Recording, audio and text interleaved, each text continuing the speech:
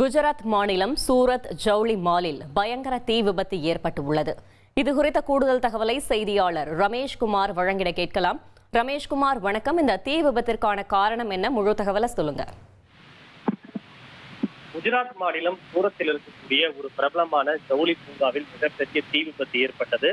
அதாவது பர்வதி பாட்யா என்னும் இடத்தில் ராஜ் டெக்ஸ்டைல் பார்க் என்கிற ஒரு பல மாடிகளை கொண்ட கட்டிடம் இயங்கி வருகிறது. இந்த கட்டிடத்தில் பெரும்பாலான கடைகள், ஜவுளிகளை விற்பனை செய்யக்கூடிய கடைகள் மற்றும் கிடங்குகள் இயங்கி வருகின்றன. இந்த கட்டிடத்தின் தரைத்தளத்தில் இன்று காலை பெரும் தீ விபத்து ஏற்பட்டது.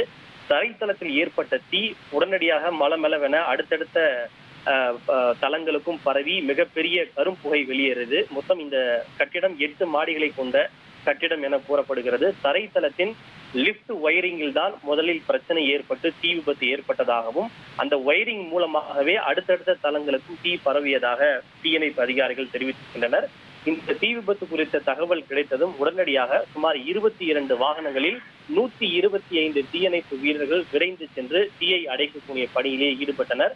குறிப்பாக 3வது தளம், 5வது தளம் மற்றும் மேல் தளம் ஆகியவற்றில் தீயினுடைய தாக்கம் என்பது மிக கடுமையாக இருந்தது. கிட்டத்தட்ட 4 மணி நேரம் போராடி இந்த தீ தற்போது கட்டுக்குள் கொண்டு வரப்பட்டிருக்கிறது. இருப்பினும் தற்போது இந்த குளிர் வைக்கக்கூடிய பணிகள் தொடர்ந்து நடைபெற்று வருகின்றது.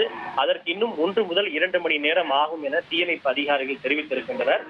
இந்த தீ விபத்து ஏற்பட்ட சமயத்தில் காலை நேரம் என்பதால் அந்த நேரத்தில் இந்த கட்டிடத்தில் யாருமே இல்லாததால் இதில் உயிர் சேதமோ அல்லது மற்ற சேதங்களோ தவிர்க்கப்பட்டிருக்கிறது. இந்த தீ விபத்தின் காரணமாக இந்த கட்டிடத்தில் இயங்கி வந்த சுமார் 20க்கும் மேற்பட்ட கடைகள் தீயில் எரிந்து சாம்பலாகி இருக்கிறது.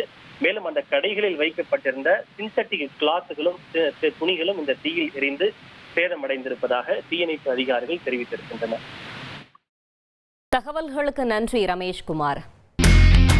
இனி செல்லும் இடமெல்லாம் செய்தி. தந்தை டிவியின் வாட்ஸ்அப் சேனலை ஃபாலோ பண்ணினா செல்ல இருக்கும் இடமெல்லாம் செய்தி.